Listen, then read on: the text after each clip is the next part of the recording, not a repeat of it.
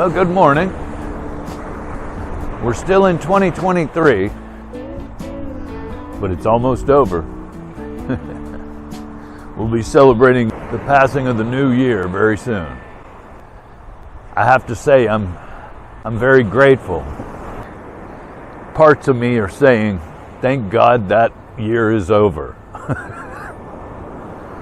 But then there are other parts of me saying, there were some good things that happened in 2023.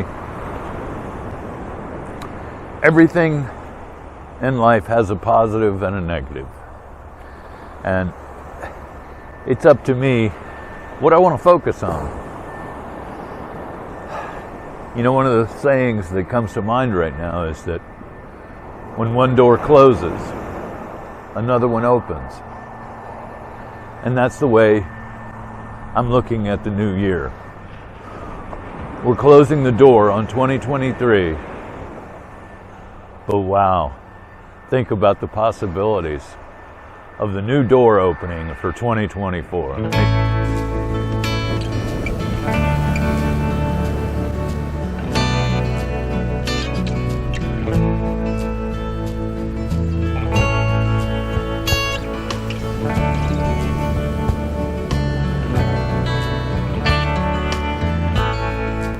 I look back on my life before recovery, and it was a complete shambles. My life was just awful, a total mess. And, when I came to recovery, they wanted me to start praying and forming a relationship with God. And I thought, you know what? God has completely let me down in so many ways. Look at my life. Obviously, God doesn't care about me.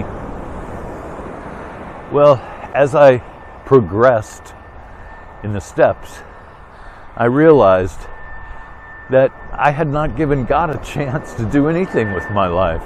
I had been trying to run the show since day one. And I had not done a very good job of it. So in step one, I admitted that I was powerless.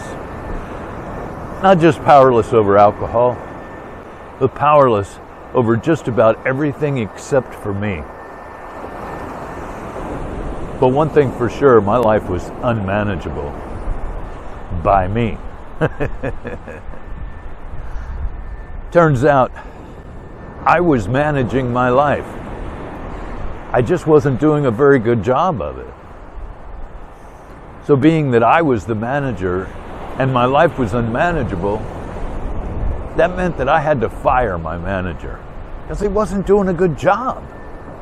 So that was in step one. I had to fire my manager. In step two, I found a new manager.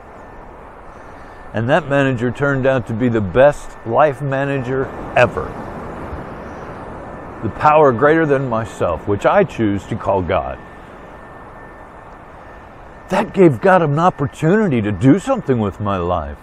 I put him in charge. So in step three, I made that decision to turn my life and my will over to the care of that power greater than myself, the God of my understanding. And at the time, I really didn't have much of an understanding of who God was.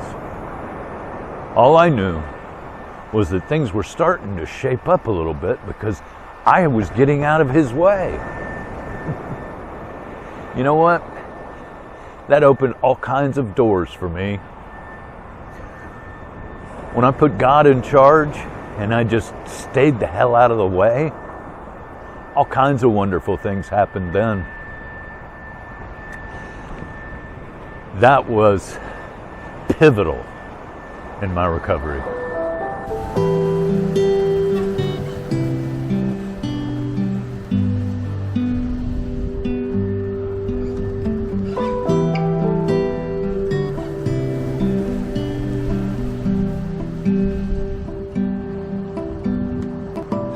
So essentially, what I did was I closed the door on the days of me managing my own life.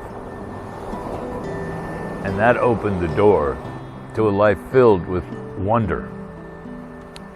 It opened the door to a life that I can be happy, joyous, and free. Turning my life and my will over to a power greater than myself changed everything.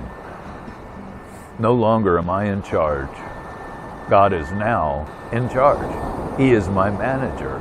Now, in a perfect world, I would always stay out of his way. And we all know that it's not a perfect world. And so, yeah,